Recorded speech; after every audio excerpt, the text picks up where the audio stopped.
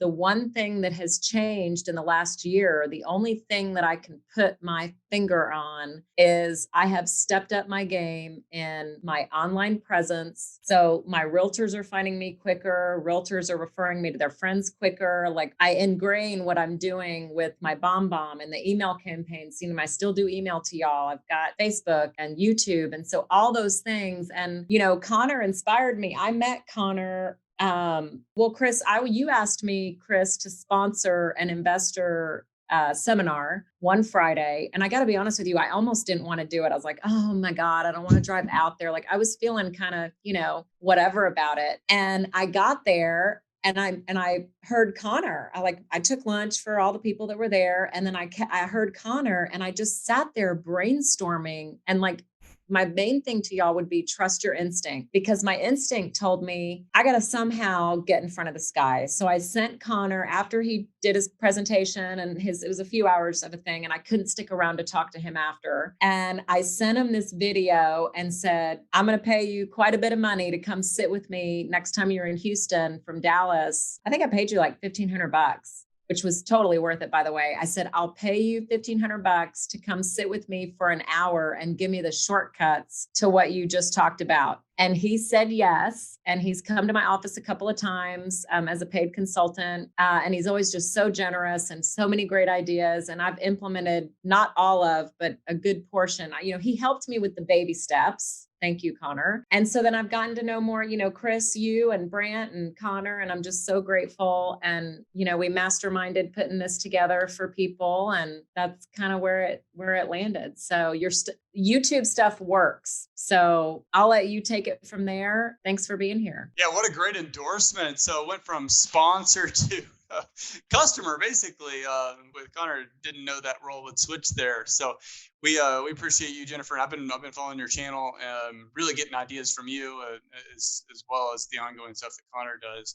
So we're I guess a little bit about me. My name is Chris Bounds. My wife and I, we run a group called reHacking, reHacking, formerly known as Fort Bend Real Estate Investors. COVID gave us the opportunity to sit back and get some clarity on our goals and objectives. And ultimately, we decided forcefully but also because of long-term desires to bring what we do from a local level, bring it to the national or global stage or via the internet. So here we are. Got started in real estate back in 2005 while a lot of my buddies were sleeping in hangovers in college. I was knocking on doors for pre-foreclosures, buying houses. It was 2005 when I was at Texas A&M, graduated, moved to Houston, got a high-paying sales job. And really the only thing that gets in the way of a great life is a good life.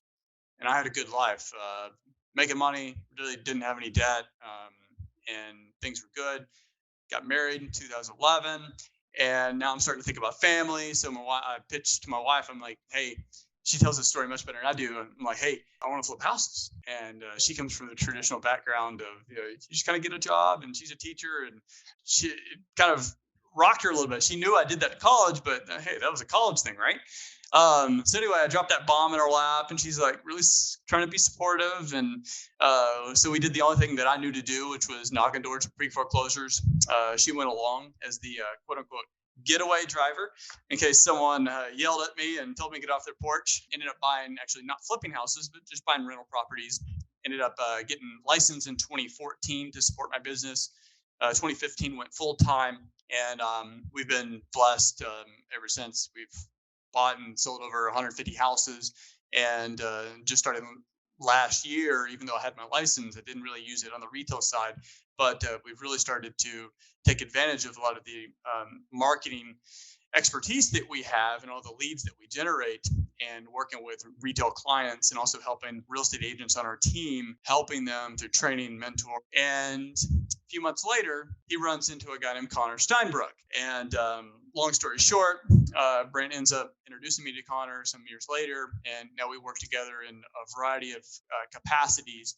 But it's given me the privilege of working with him through our brokerage and other capacities and training to network and collaborate in ways that I've never been able to do before. So that's really a long story condensed as much as I can to introduce a guy he's a mentor, he's a trainer, a paid consultant. He gives away tons and tons and tons of free content all the time. He's done it to a lot of groups that we've done, private groups, and online presentations like we are doing it now. So this is free. You heard Jennifer what she paid, what she thought that was worth, and I'm pretty sure she'd tell you that and especially if you fast forward 5 years from now, she'd probably tell you that was cheap. But this is free. There's no one stopping you from leaving right now. There's no one that forced you to come here. But don't take that to mean low value. So what you're about to learn, super high value, super high value content stuff that Connor is condensed, and you've got his years of expertise all pumped into this presentation. So take notes, and even more than that, once you're done, connect with us on Facebook, but also put the notes you took, put them into action. Because all the notes in the world, if you don't put into action, really doesn't do much. Without further ado, I'm going to transfer this over to Connor Steinbrook. Thanks, guys. I'm going to share my screen here. All right, guys. All the time people ask me, as I travel around now. So I used to run my businesses mostly with direct mail. And I moved pretty much to cold calling. And now most of my business is brought through social media, internet marketing, primarily video marketing. People ask me, should they be doing this? And it's really not even an option, I don't think, anymore. It's like, ask you guys, do you wake up? Should you be drinking water today? So if you're a business owner, this is a requirement for your business going forward. It's going to distinguish you from your competition in the marketplace, build credibility as well as leads. I'll kind of quickly tell you who I am, my story. And I'm going to go through a number of different things about YouTube algorithms, the traffic sources, kind of how videos are looked at, what comes first, the chicken or the egg, and kind of what's important to understand here. But first of all, this is who I am. My name is Connor Steinbrook. I'm a full-time real estate professional out of Dallas, Fort Worth, Texas. And a lot of people know me for Investor Army. It's now the single largest real estate investor YouTube channel in Texas, top 15 in North America. And I'm at eXp Realty. I'm a top 100 influencer in the company at over 30,000 agents. And I built a real estate agent team, just under 400 agents spanning 29 states now in multiple countries.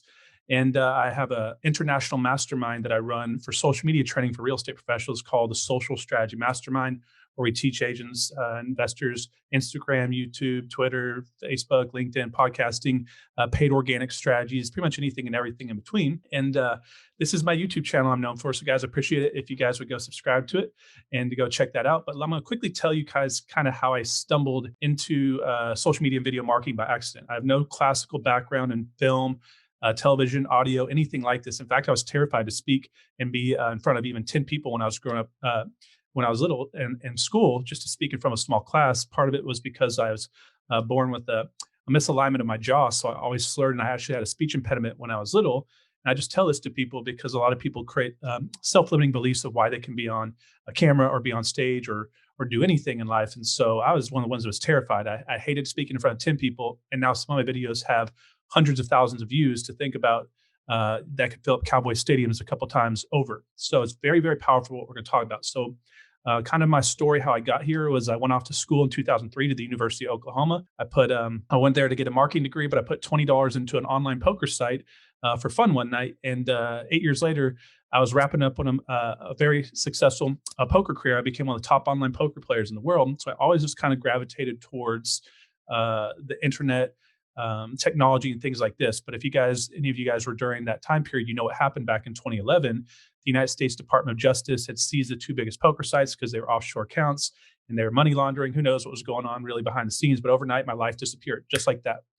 And so I woke up and I realized a hard lesson that I had one income stream and I spent all my money as fast as I had it and I had to start over and I didn't know what I was going to do.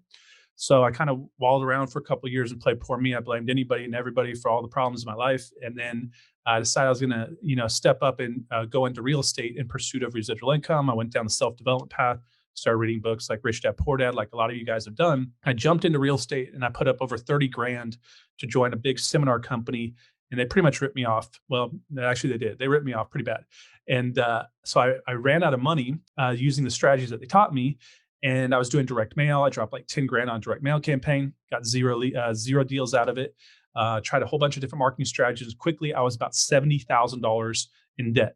Now, I know you guys are investors. Some of you guys, not the good debt, leveraged across an asset, like the bad debt, like on a credit card, I didn't have a way to pay back and I wasn't making money and I was going backwards and I was having thousands of dollars in interest charges a month. And so everybody I talked to told me to file bankruptcy. They said, just go file bankruptcy. We can wipe this out. You can start over, consolidate debt. And instead, I decided to not do that.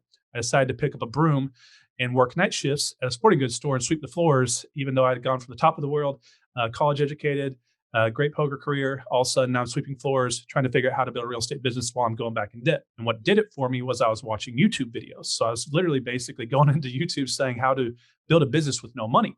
And at the time, I was watching videos on how to build WordPress websites and internet marketing.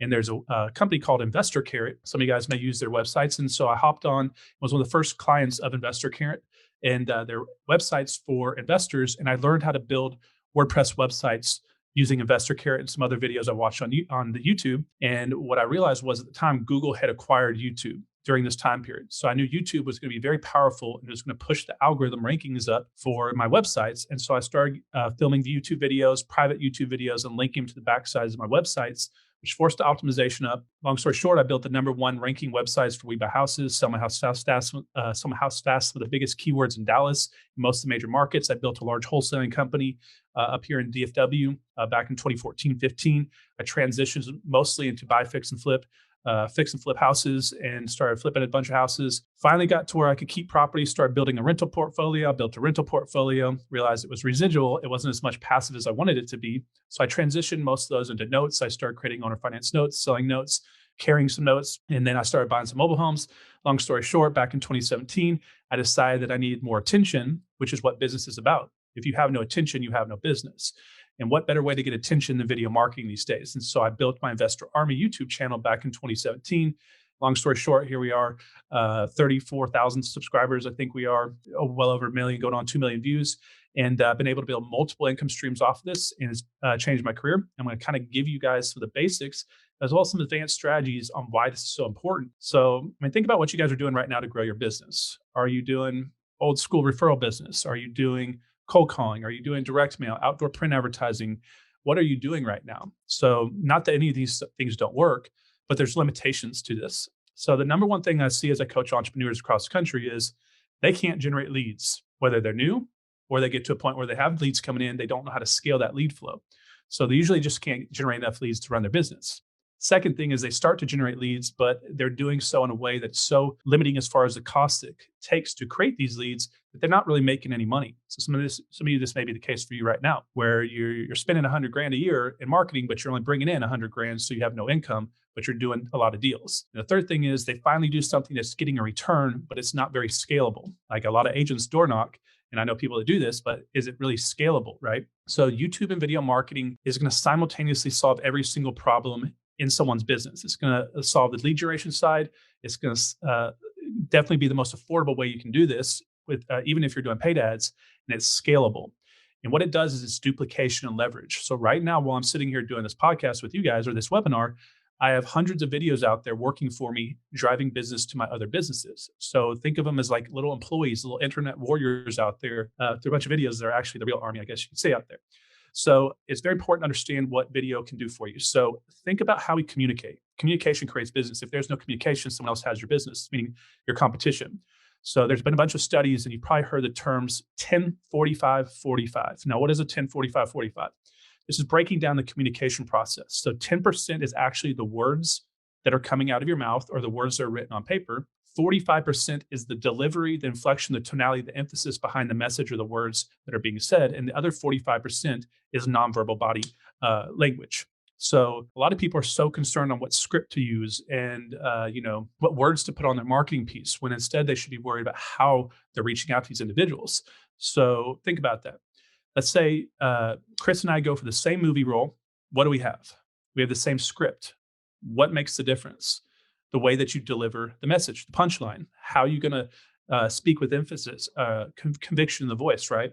And then the nonverbal side of things is why we have this unconscious thought process. So over our lives, little mannerisms like you see me doing with my hands, we've been testing social patterns with people through our entire lifetime, and you've picked up these patterns and habits that you have where you get in a conversation with someone, let's say it gets heated, you know that if you do things like this, you diffuse a situation. Or you can just kind of feel without consciously recognizing it. There's an unconscious mind that we operate with.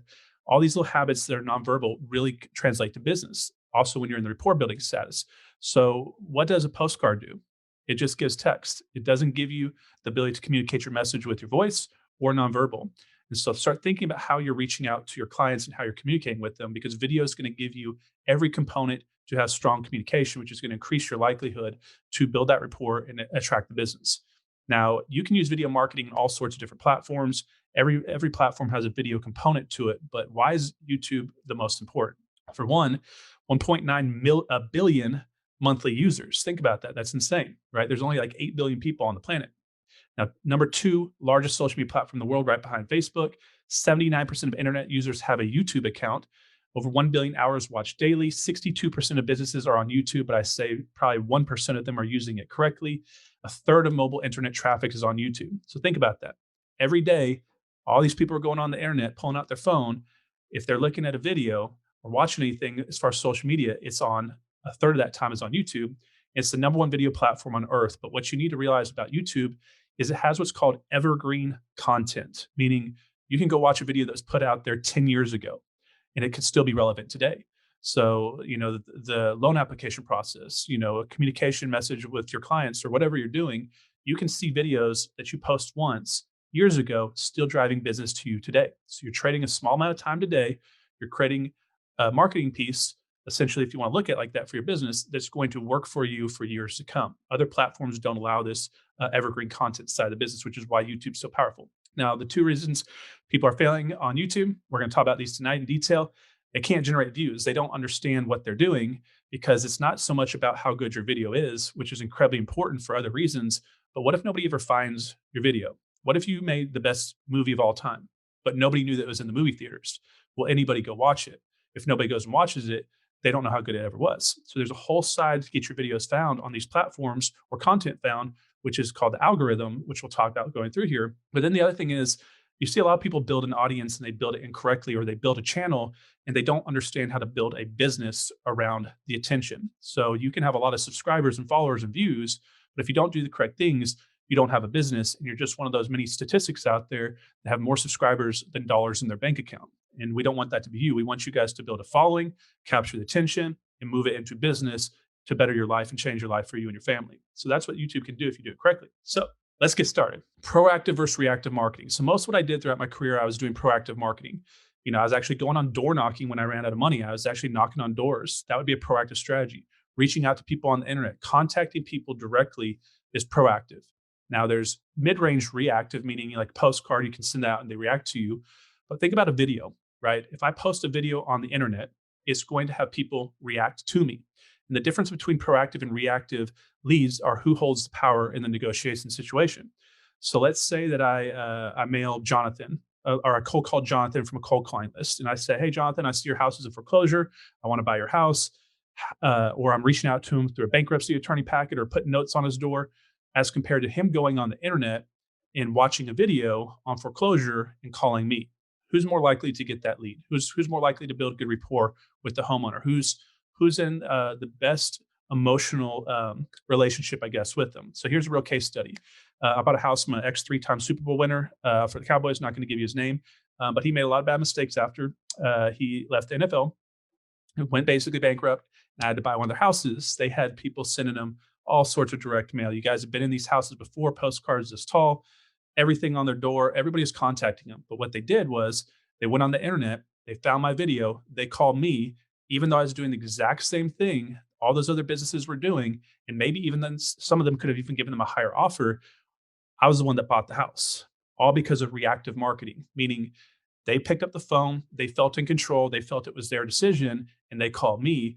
And so they felt like they were in control of their situation, which is a lot different than feeling like they're being stalked or hunted. So you want to bring people to you instead of chasing people. It's a complete difference. You want customers chasing you. You don't want to be chasing them. So also what's going to happen when you have reactive leads and credibility in the marketplace because you build a channel, you're going to win heads up battles. This is what Jen was talking about right before. Some of you guys are still on here, that those videos that she's putting out, people now see her as credible. So if you have a microphone on stage, you're on a book cover, you're on television. We grew up in a generation with the television, and naturally we're inclined to see people on TV or on a screen that we're watching as someone is more important than us in the hierarchy of the way we look at our civilizations, right? Athletes on TV, politicians on TV. So naturally, by putting yourself on camera, unconsciously people separate yourself and put you at a higher level just because you're on camera whether you know anything about what you're talking about or not. You could be a complete moron, right? But you could be instantly put into a position of credibility. Same thing if you write a book, instantly credible on stage with a mic, right? So start thinking how to put yourself in a credibility position. So when I go out to homeowners' houses where I'm doing business, we're trying to recruit agents to our company. Compared to other agents, what they're going to do is they're going to go on the internet. They're going to see I'm all over the place. Then they're going to go talk to my competition, see that they're not even able to be found on the internet. Maybe they have a website. Who do you think the homeowner is going to go with? Some person's all over the internet, videos everywhere, credible testimonials. This person's a ghost on the internet. Who do you think is going to win if everything else is held constant, offer price, terms, everything the same? So you need to start thinking about how to get to the leads, but also how to win the leads. And that's what video marketing and social media can do both. The first thing is you guys have to create a channel, right? So decide what you're going to be doing in your business. We'll get to that in a second slide. So the first thing is, why are you creating a channel, right? Now, I know a lot of you guys have a why for why you're doing your business. Everybody has a why, right? Some of you guys is to drive a Lamborghini. Some of you guys is to show your parents that you can do it. Some of you guys are just want to have less stress in your life. You want to give a better life to your children. You want to travel more. Whatever it is, most people's why is their family. But you need to have a channel why as far as why you're creating the channel, meaning what is it your business is doing. So the first thing you need to do is slow down before you start your channel, because once you start it, you're going to go off in a direction that you may not be able to correct later. So for example, Jen's business is loans, right? Chris's business, he's an investor and an agent. You need to decide, is your channel to create information products and sell courses? Are you trying to work with sellers and clients? Are you trying to raise money? Are you doing it for fame and vanity? Are you just trying to be cool, right? Some people do that. Nothing wrong with that. But first thing is decide why you're creating the channel and then work back and brand your channel accordingly. Second thing is to create the channel, obviously. And so here's some of the things that you're going to have to do. And Chris, I have a little mini course I can give them if you want at the end, if you remind me, that's got these 8 videos, exactly what to do to set up your channel. So first thing is, guys, you need to create your channel. See all these things at the bottom left that probably looks like a different language to you guys right now. Don't feel like you should know this, but your channel art, your social media links, your channel page sections, channel page featured video, channel page featured logo, features down there, channel tags and description, all this combines to make essentially this, or what I showed you at the very beginning. So this is essentially your channel page. And what this is the billboard or the front of your building, I guess you could say. This is what you need to make sure to distinguish yourself and let people know. So if you come to my channel, do you know what my channel is about? Are you going to guess that my channel is about insurance, right? Or is it about, hair salon or whatever it is? No, you see right there in the middle that my channel is about investing in the people's real estate channel, real estate investing and entrepreneurship.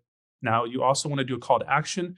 Do you think I want people to subscribe to my channel? Look at the top right, call to action, subscribe button right there where I want people to go. And we'll talk about CTAs in a second, which is calls to action, because that's how you're going to actually build business.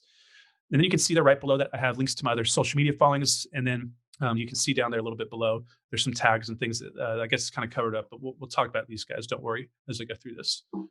Oops. Okay. So before you start your channel, guys, and before you start filming videos, there's multiple parts to video and in video marketing and content creation. So there's the pre-content side, then there's the actual content, meaning the actual video itself, and then there's post-content, what happens after the video or around the video, I guess you could say. So pre-content side is the most important side, because this is what happens before anybody sees the video. This is how to be found by the algorithms, making sure you rank your videos, tag your videos, write the right descriptions. This is your thumbnail, right? You go on the internet, click on YouTube, you're going to see thumbnail pictures, right? We'll kind of talk about these here. And so you have a pre-content side, which I believe is the most important. And then the content side and the post-content are both equally important. They're all important, but the pre-content side is the most important, because if you're never found, nobody's ever going to watch your video. So these are the things, the main steps down here on the left that make up the pre-content side of YouTube or video marketing. First thing is your thumbnail, right? The thumbnail is essentially the little picture photo of YouTube that you scroll and see first, then the title, and then you have keyword tags, and then the description. So let's take a look at these. So these would be thumbnails right here. And so some of the things that can really help you guys is having big, bold letters, big numbers, bold block numbers, bright backgrounds, bright colors. So start thinking about what stands out in the real world. What's going to stand out in the real world? Like if you're looking in the woods and you see 5 different types of birds. You see a brown bird, a black bird, a blue jay, and then a couple other brown birds. Which one's going to stand out the most to you? So think about vibrant, bright colors. Also, you can see around these videos, think about how a picture looks. What's around a picture? You have a frame, right? So start thinking of not just bright colors, but contrast. So you can see why I use different colors, different color boxes. Our eyes are naturally attracted to contrast. And so you can see there around the photos, like look at that, the one that says like, I guess, sell your house in the middle with that red little border around it, like a picture frame. That's going to create a contrast from all the videos around yours. And so when people's eyes are going through the thread, yours is naturally going to stand out more. Also, pointing directly at people, looking directly at camera, these things can also help as well. Now, the thumbnail is the most important thing because it's the first thing people see. So guys, write this down. This is the order of how people's eyes track through YouTube, and it all happens in a matter of a click of a second like this. The first thing is going to be that they're going to see your thumbnail. The second thing is the eyes are going to track directly to the title. The third thing is it's going to go straight down right to the number of views. Then when the video is posted, and then down to the bottom right, you're going to see the little percentage of how many people are liking and disliking the video. So the thumbnail in the beginning of my channel was something that I didn't realize how powerful it was. It's probably the most important thing when you're doing YouTube, because if it's not an attractive thumbnail, people will never click on it. Now, one of the big mistakes that I made, and a lot of people mistake or do the same mistake, is their title and their thumbnail is the exact same thing. So for example, I guess you can see it on that one with contractors. 7 ways to find quality, cheap contractors. I have the same title as in the thumbnail. Now, why is this something that's going to be a negative? And a lot of people do this. And these are some of my older ones here, but I left them up here for this purpose reasons. Think of your title and your thumbnail as 2 different pieces of real estate. So if you have a different title, but a different similar keyword phrase inside your thumbnail, you have twice as many opportunities to spike their interest. What if in the thumbnail, you catch their interest and they want to watch the video because what you put in there, but let's say you just put the same term, same words in there in both the thumbnail and the title, and they're not interested in that, you lost your chance to get them to watch the video. But if you put 2 different phrases in there, you have 2 opportunities. So if they don't like one, they may like the other, if that makes sense. So you're increasing your likelihood that you convert a click through.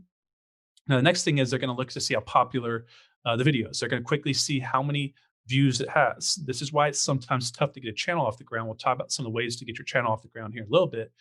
But the more view, it actually gets easier to grow a channel the bigger it gets, because you're seen as more popular, more people are watching the videos.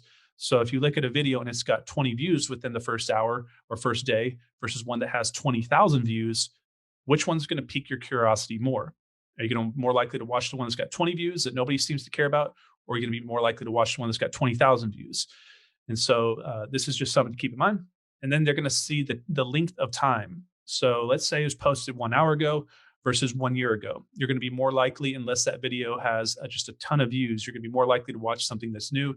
And then obviously to the percentage right, you can see there, you want a high green percentage, because if it's like 40% like, a lot of people realize that video is not so great and they may pass up on it. So that's kind of how your eyes track on a video: thumbnail, title, number of views, months, and percentage of likes. Now here's kind of the title.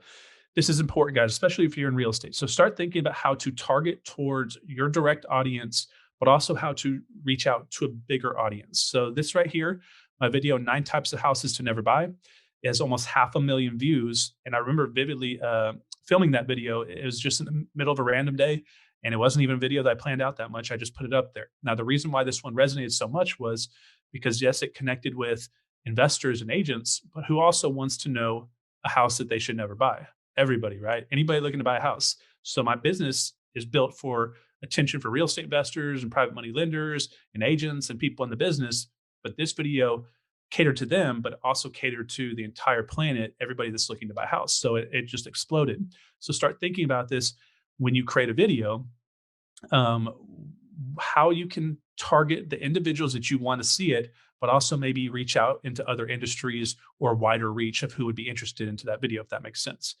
And so think of your thumbnail and your title. This is like your book cover or the movie, like the screenshot of the movie with the title when you're going to the movie theater.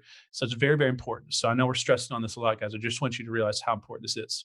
Now, here's behind the scenes. So when you go on to YouTube or to Google or to any search engine, you have what's called a keyword. You have short tail keywords and you have long tail keywords. A keyword is essentially the word or phrasal words that you're typing in the search bar. So if John goes on here tonight and John types in hippopotamuses, do you think he's going to get a bunch of cats to pop up? Or do you think he's going to get hippos? If you type in unicorns, are you going to get monkeys? You're going to get what you type in. That's how these algorithms work. And they're based off search volume and search ranges. So how do you get someone to watch your videos? You have to optimize your channel using a number of things. The first thing is I use a tool called Keywords Everywhere. So it's called Keywords Everywhere. And it's very, very cheap. You guys may spend a couple dollars a month. Go check that out on the internet. What this is going to do is it's going to give you the search volume of how many people are typing in YouTube or Google that exact phrase. For example, how to buy my first home, or how to get an FHA loan, or something like for Jen, right? It'll tell you how many people are searching monthly. What you're going to do is you're going to use the most search or one of the most searched keyword volumes to make your title. Then you're going to choose that for your title of your video. Second thing is you're going to look at the variations using Keywords Everywhere or another tool like it to see variations of that title to see similar things. For example, we buy houses, we buy a house, we buy homes, buy houses, buy homes. These are all keyword variations. And these are what's going to go into your back office in your YouTube channel, which is called tags. So what you're basically doing is you're putting these tags in this middle section. You have up to 500 characters. You can see there at the bottom, maybe it's kind of tiny, 492 of 500 spaces used. So you want to use the maximum space here. And what this is going to do is it's going to allow you to put a bunch of keywords in there that people are likely to search. So you want to start thinking, if I'm wanting someone to watch this video, that person I want to watch the video, what will they be typing into YouTube to watch? And this is how you optimize a video so that it can be found. And then the last thing is you want to take these keyword tags and the title description, or the title and the keywords, and then you want to put it in your description area. And see how I have my title at the top right there. It's the first sentence of my description down there. And then all throughout that description that we wrote, we took the tags that we pulled from high search volume and we put them inside the description so that Google knows that's what this video is about. So when people go on the internet and type this in, they're going to suggest it to everybody so that they know exactly what they're going to be looking for. So I know it's a lot, guys, but it's very important what I just told you there. People pay me a lot of money to teach them just that simple past 5 minutes. Even though I say it's simple, it's not, it's confusing, but it's something that is quite simple. So guys, as I go through this, I know it seems new to you. A lot of times we don't do things in business or in life because of perception of difficulty, not because of actual real difficulty of it. I promise you, this is very easy to do. It's something that seems difficult to do.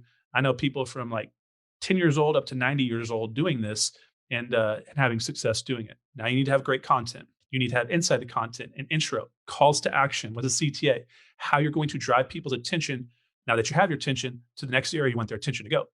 Verbal or embedded we'll talk about. And then what we have is called cards. Okay. So your intro video is important. Actually, I've been experimenting without having intros or outros. So think of an intro video, guys, is like, what's a common like TV show? Like maybe like Full House or Friends. Like ask yourself right now, can you think of the intro video of Friends, the song that they play, or your favorite television show, or Game of Thrones, or whatever it is? This is something that's going to be unique to you, and that's going to kind of give a little about you. So I have a short, basic intro. You can make these collage intros with videos and pictures of yourself, or you can make it just a basic little Fiverr intro like this. And you need to have what's called a hook. So hook is a quick, impactful statement at the beginning of a video that sets the expectation to stay on the video throughout the whole video. So one of the most important Google algorithm factors is watch time. So if, let's say Chris and I both put a video out on the same topic, everything's the same, but 100 people on here click my video and watch 1 minute of the 10-minute video, and then 100 people watch 9 minutes of Chris's 10-minute video. Who do you think YouTube is going to promote that video going forward in front of more videos or in front of more viewers? So watch time is one of the most powerful algorithm ranking variables that YouTube looks at. And so what a hook does is it's going to, just like it catches a fish, hook someone, it's going to tie them there, and it's going to set the expectation of some future value in the video. You can do this before the intro, or you can do it after the intro, but you want to say something that's going to, in the first 10 to 15 seconds, when drop-off rate's the highest of a video, to get them to stay. You know, something like, hey guys, today I'm going to give you 5 tips one of these tips I guarantee you is going to save you $10,000 or more on the next house flip that you do, just with how you're going to negotiate with your contractors.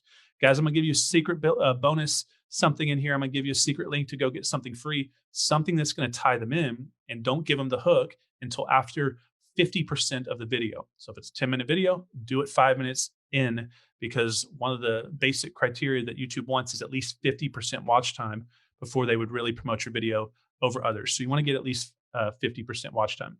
Okay. Now, calls to action. These are very important. So this is how some people have a lot of followers, but they don't have any money, don't have any business, right? A call to action is where you're going to drive people's attention to. Call to action to your website, call to action to an email list, call to action to a free something that you're going to give away to capture their information, call to action to your phone number, whatever you're going to call to action to your sales page, right? So you can have cards, pins, descriptions, verbal embedded, pop-ups, and outro videos. These are all different ways to drive people to off your channel once you have their attention to be able to monetize it. So the first thing is a card. So take a look at that top right where it says suggested systems for real estate professionals. So this is a video. Don't make fun of me, guys. It's just a screenshot. I know my face looks crazy there, but as the video is rolling, a card you can place in the back office or in the back side of your YouTube channel. So that's going to pop up. It's going to pop up real quick and then it's going to go away. And if they click it, look what's going to pop down to the right. You're going to see it. It's driving people to my podcast. It's driving people to my other videos. It's driving people to my websites. It's driving people to the courses I sell. Like things like, if they want to sit down to join our real estate agent team for a consultation, whatever it is, I'm trying to capture their attention. The card is going to get people out of a monotonous looping pattern. So whether I talk quick or talk slow, our brains can't comprehend. There's all the information coming at us once. We get off into these daydream patterns. So like during this presentation, you guys are going in and out, and that's just the way our minds work. So when something is going static and people are kind of daydreaming, and you have things pop-ups over the videos, pop-up overlays, cards popping up, it's going to break the attention span, and they're more likely to click it, if that makes sense. So what would be a pin? So let's see right here. So pins are next. Okay, this would be a comment pin right here. So you can see there at the top of my comments, it says pinned by Investor Army. So on your own channel, guys, when you go to your own channel and you post a video and you leave a comment on your channel, now you can't see it on this, but see like in the middle where it looks like a little box with like a black little cloud or like a little tank or something like that. Normally right around there, you're going to have 3 little dots in a line, dot, dot, dot, like a stoplight, but they're all going to be gray. If you click this, after you put your comment in, it's going to say pin. And what you can do, just like you're taking a pin and pinning something up into a little note on the wall, it's going to pin this top comment at the very top of the thread. Now, why is this important? It's very important because this is a call to action. You can drive them to whatever capture system that we were talking about before, but you can also use it as an engaging question to start a conversation. Now, one of the major algorithms that YouTube uses to see if a video is something that they want to share to other people is they want to make sure it's engaging, right? So they want to see those thumbs up and thumbs down. So if you guys like a channel, go thumbs up it. You're helping that person grow their channel. They're giving you free content. So at least take the time to like and share and subscribe. But if people start commenting on the comment thread, if you go to your channel, if you have one, or you go to other people's channels and you see their most viewed videos, they also have the longest comment threads. And in fact, that video that I had that went viral, for some reason I wore a pink shirt that day and everybody was bashing me, but they actually commented this or created this big comment thread and started this back and forth. And that's what actually got a lot of people on there, and it actually exploded the video. So if a lot of people are commenting, they're going to promote your video in front of more people. So it's important to use a pin because that's going to allow you to hold your comment there. So it'll never go down. So if there's like 500 comments on this video, that pinned comment will always be the first comment, which is why it's important. Now, descriptions. Underneath the video, you hear people film a video, say, go to the description below. Links are in the description below. That's where you can put your course links, your Calendly links, anything that's going to set an appointment. A verbal embedded call to action. Verbal, right now I'll do one. Hey guys, make sure to go over to Investor Army and subscribe after this.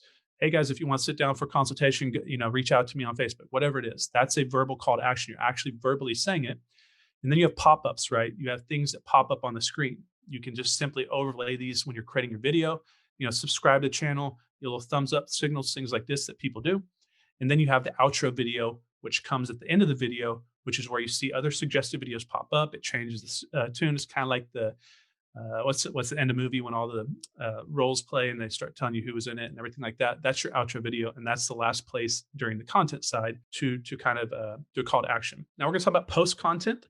We kind of talked about it a little bit with pins. I kind of include that in there, but then we also have outro videos, which we were just talking about. So an outro is where you can drive people to the next video.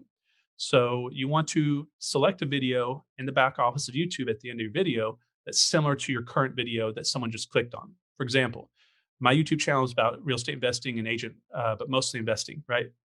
So I have videos on house flipping. I have videos on rental properties. I have videos on private money lending. I have videos on marketing. So somebody just clicked a video on rental properties. Do I want to attach an outro video for the next video I'm suggesting for them to watch about credit cards or private money lending, right? Or whatever it is, even though they kind of have similarities, I want to put more videos of like kind because they're more likely to watch the next one. It is actually a YouTube algorithm on when YouTube suggests the videos of yours after the last video that you watched. If they click off the channel after they just watched your video, as compared to watching a next video and going through a binge watching phase, they're going to be less likely to promote your videos in front of more people. So you want to keep people on YouTube, you want to keep them on your channel, and they're going to reward you for doing so. The last thing is a playlist. Playlists are very, very powerful. This is another thing that you can guarantee to suggest the next video. So a playlist is creating a series of videos of like kind that are going to play one after another after another. So I could take, say I have 100 videos, 10 of my videos on my channel are about how to use credit cards for marketing purposes or buying houses. I can take all those credit card videos and put them in a playlist. And I can actually put that playlist as the last video. That's going to be the first suggested video at the end of that video. And so I'm getting them to get into a playlist.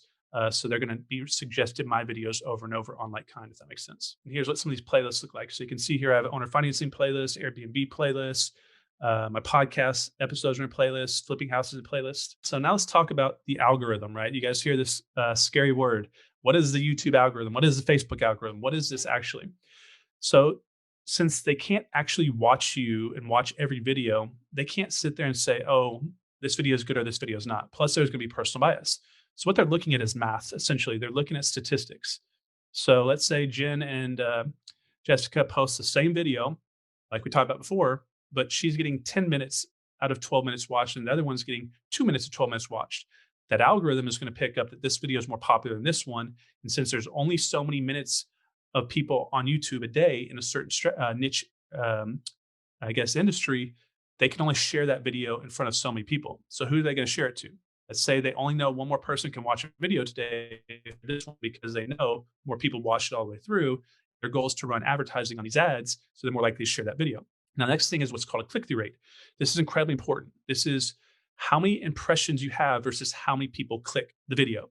So what is an impression? So right here, guys, you have 8 impressions. So why YouTube is so powerful is you can actually get free brand recognition and facial recognition to your brand without having to pay for it if you're running ads.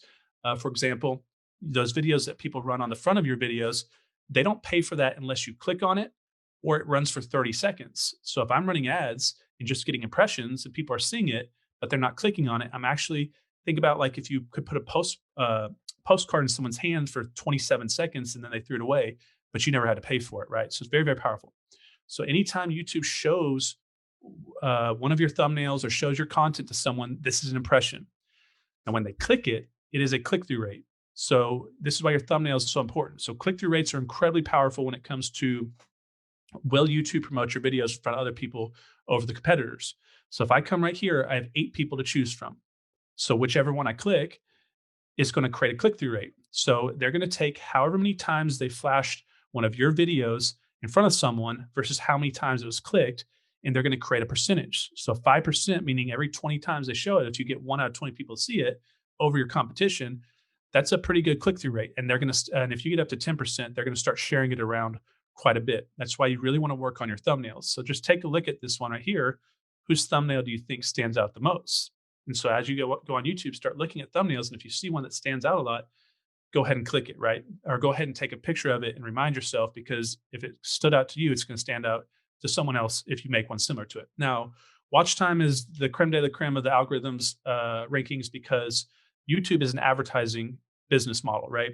So when you go on YouTube and you watch a video, They're building it through a revenue sharing system. So I create the content, my own time, energy, and money. YouTube attracts the attention through their branding and the platform to the platform. So they bring the eyes. And then when they watch my video, there's advertising, people running business ads on there. We're sharing in the revenue. So we're splitting the money coming from the videos. So they're bringing the attention, I'm bringing the content, and they're sharing the money with me. So their goal is to get the highest watch time videos out there. So 50+% is a good watch time. And you can see right here that audience retention bar. Now, what that is it's a representation of how many people stay on the video to the very end. So in the beginning, you can see it drops off quite quick. Usually it's much higher drop off. And then a lot of people stayed on and all the way to the end. Now, usually you're going to see a sharp drop at the beginning, sharp drop at the end. Now, you want to have, if you want to run multiple paid ads on your videos, guys, they need to be over 10 minutes long. And if you want to run paid ads, you have to have 1,000 subscribers and 4,000 watched hours total. Now, why does it spike there in the middle? And why did this video get so many views? So this video actually has over 200,000 views, I believe now. And the reason why is because it has that spike there in the watch time. What does that mean? It means that people watched that little part of the video and it was either so hard to understand and it was not made clear, or it was so good, there's such a powerful point that was made that they actually stopped the video and went back in time and watched it again. And so many people actually rewatched that area and increased the watch time more than what it was for a normal pattern, I guess you could say.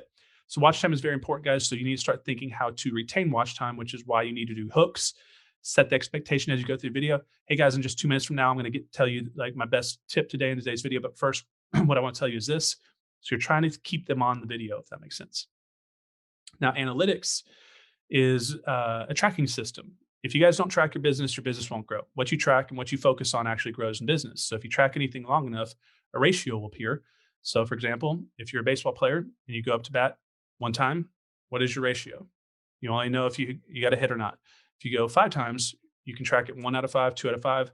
If you go up 10 times, let's say you get a hit 3 out of 10, you have a 300 batting average. So you need to know your analytics, who's watching your channel, what age is watching your channel, what income class. These are things that YouTube actually allows you to track now, or still, even though Facebook doesn't. So why is this important, guys?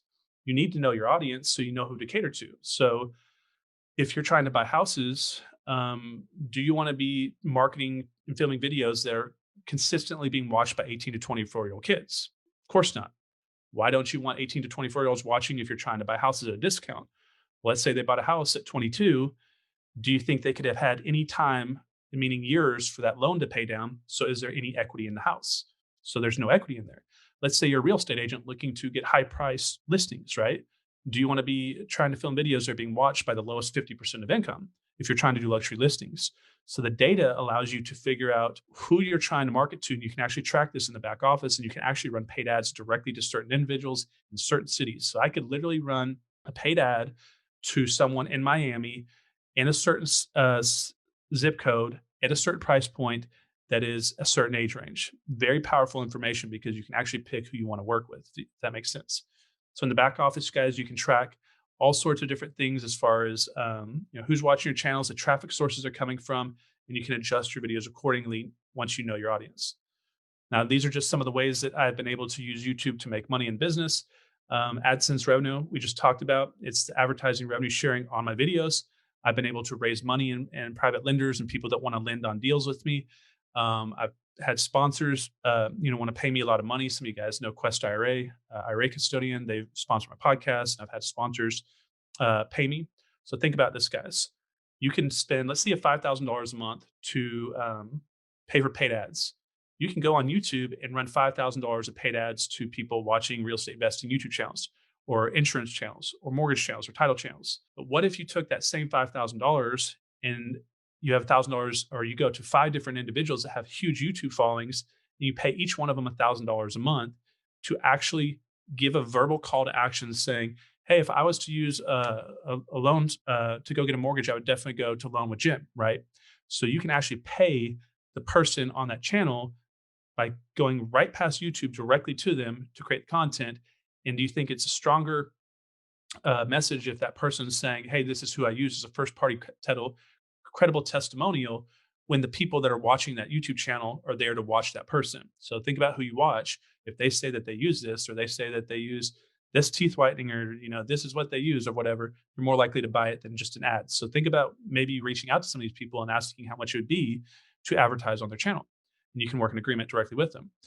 Deal flow, buy houses this way, get listings and leads this way. I built my EXP team. So we built, because of YouTube video marketing, I've scaled a real estate agent organization across 29 separate states in a little over 2 years. So my agents are all across North America now.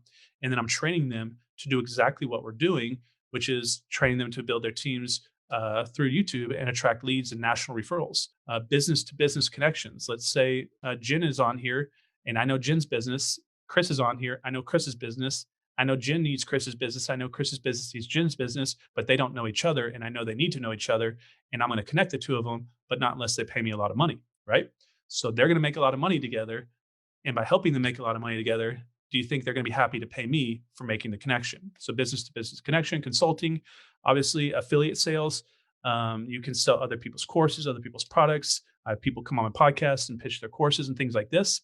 So similar to how YouTube's working, I'm bringing the attention to my channel. They're bringing a product, we sell it, they take a percentage and I take a percentage, and it's a partnership, which is what affiliate sales is. Now, I don't do this. You could sell merchandise, you could sell hats and clothes, whatever you want. Some people do live video, which is called super chat. You can actually donate money to people's video while they're doing it. And then, home study course is a great way. If you guys are going to build a big enough audience, you guys can have a course on anything. I've had courses on flipping houses. I've had courses. I even have a YouTube course teach kind of what I do here. I have had courses on building cash buyers lists. I've driven people to my membership site. So we have the social, it's actually called the Social Strategy Mastermind now. I need to change the slide. So we drive people to membership sites, monthly recurring membership sites. But these are some of the ways that we make money on YouTube. Now, we covered a lot of information, and I'm sure people are going to have some questions. All right. So Jennifer said, Connor, when do I know to split my channel? So she has loans with Jen. It's getting jumbled together with a lot of videos. So not sure when to create another. I guess she's talking about another channel. Do I have 1, buyer's education videos, and then 2, realtor business? Okay. So it seems like she's talking about splitting channels into different focuses. One towards buyers and clients, the other one towards professional networks, being realtors and other professionals. So you can do that anytime, Jen. So a lot of people have their personal brand channel, and then they have, for example, like a real estate agent. A lot of them have their personal brand, which is, this is me in front of my peers. This is me in front of my industry relationships, mortgage brokers, title companies, real estate investors, people in the business. And then they have a channel catered directly to clients that they're working with, pictures of them for like the actual clients that they do work with, sellers and buyers. And at the title company saying, hey, we just helped the Jones family get their house sold, and here's a big happy smile on their face. Oh, here's so-and-so give me a testimony. Then they have this channel built for credibility purposes, testimonies they're working with. So they're separating those two. Now, some people have them across each other, but you're probably okay to have them in the same one unless they're really diverging. But you don't want to confuse people, guys. What I see a lot of people do is they have like, this is not Facebook. They have like pictures. So they got like loan with Jen, how to, understand a conventional versus FHA loan. Loan with Jen, Fannie Mae rules. And then they have loan with Jen. This is me and my daughter at the park, and this is me and my husband getting pizza. And then they have loan with Jen. Here's how to work with title companies. Don't mix your personal life videos with your business life videos. And then don't do this. Like, don't have, here's my real estate. If you want me to sell your house, I can do this. I'm also an insurance agent. I can also get you insurance. Also, I run a restaurant down the corner of so-and-so. If you want a nice salad, come down here. And I know, by the way, here's my 3 network marketing companies. If you don't like these other options, join this one, this one, this one, or this one. So if you start convoluting it and putting all these things on one, guys, no one's going to stick around. And so I'm a big believer in niching the channel and just having a lot about what you're focusing on. And then it takes the same time to film a video, so you can choose which channel it goes on. So just create a new channel. I'm actually going to start a new channel. I've actually planned it out. I was going to create a channel called Agent Army, all about recruiting real estate agents, how to build brokerages and teams, because there's really no channel out there, but someone's like taking it, and it's not even about real estate agents. So I'm going to create a channel called Brokerage Builders, which is going to be the first real estate YouTube channel in the history of real estate that's solely focused on building brokerages, recruiting agents, attracting teams. There's lots of agent channels out there about building, teams, but they don't have any channels specifically targeted to it. So if you want to take targeted videos and really capture attention, do what other people are not doing. So that's kind of an idea of what I'm going to do, Jim. So even though I can put those types of videos on my Investor Army YouTube channel, my Investor Army channel is mostly about investing. And as you guys know, you have agents are like cats and investors are like dogs. A lot do both. So they're kind of like that old little cartoon, the cat dog. They're both. But a lot of times cats and dogs don't like each other. A lot of people are partial to one side of the business or not. A lot do both. So what I see is a lot of investors don't like when I do agent videos on my investor channel. So I'm going to create a channel focused just on that to separate them, which could be just kind of giving a case study of why you may want to separate them. But at the time, I've still been posting both types of videos on the one channel, and it's still been okay. Okay, so it seems like it goes back to your previous advice where you said know your audience. There could be a reason why you could have that on the same channel and maybe segment them by playlist.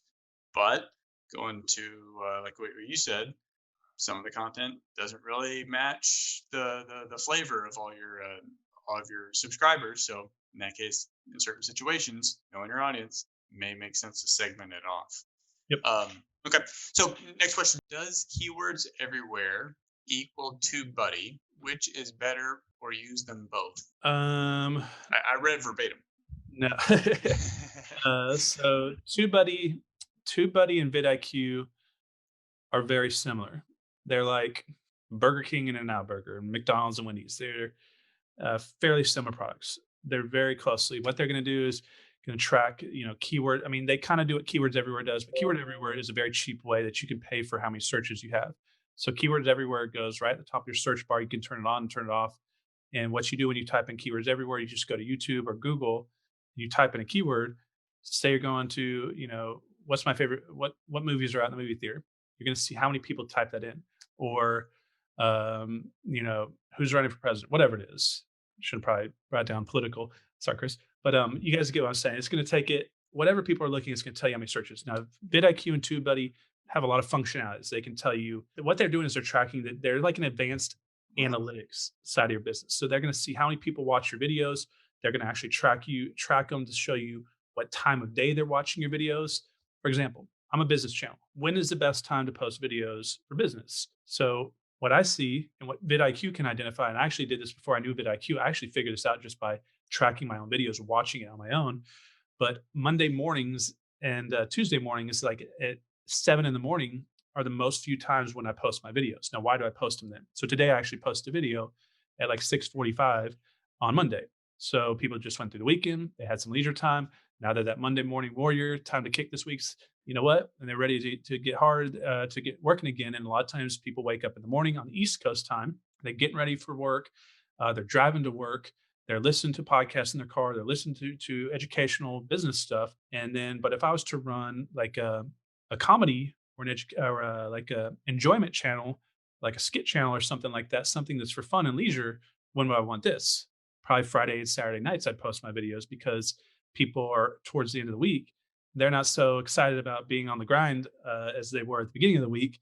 They need a little bit of time off. And now they're wanting to go on Friday night and watch a dancing cat video, right? So you need to start thinking. And so what vidIQ can do for you guys is going to track when it's going to have just a bunch of high analytics tracking. So you kind of know who's watching your channel, when they're watching it, when's the best time to watch it, what day's the time to watch it, and so on. But what Keywords Everywhere does is it just tells you the amount of searches someone's searching that keyword for the month. And of course, for more training videos like this, you can always find us on our YouTube channel, which is reHacking. That's reHacking, stands for real estate hacking. So you can search for on YouTube for reHacking, or find the link on rehacking.com or on Facebook. So, all right. You always know you did an amazing presentation when there's no more questions. You answered them all. So I know Connor said he may have a little bonus. I'm not sure if he's going to do that, but I will say that if you want to hang out with Connor, he's up in the Dallas area, but he's actually going to be coming down to the Houston area. So if you are local to Houston, the beginning of July, one of those dates, just reach out to me. And once we get those, whatever we got planned ironed out, we'll send you an invite. Welcome to come out, hang out, talk business, drink a beer, or just whatever. So don't have anything hard to share right now. So I'm gonna leave it on you to reach out to me. If Chris, see if that link in the corner. I just put a link in there, guys. Hopefully that should open up. What that basically is that's going to give you a 9-video mini course on how to set your channel up, how to set up your Google account, your YouTube channel, how to set up all your like how to set your channel art. It's going to tell you basically how to get it. And don't worry, guys, it's only $5,000. Just kidding. It's free. free. They're like, what's the catch? There's no catch. I just wanted to give it to you guys. Okay, so I mean, everything we do with reHacking is value driven. We always want to give back. Hopefully, there's a way maybe we can work together, collaborate, do business together, get referrals, trade referrals, buy houses, borrow money, lend money, or whatever. If not, hope you enjoy the content. So, all right, Connor, it's always a pleasure. Look forward to seeing you down in a couple of weeks. Again, if you want to see Connor, hit me up, and be sure to share the information whenever we get the details on it out. Thanks again, man. Okay, awesome. Thanks, Jen. Thanks, Chris, guys. Appreciate you coming.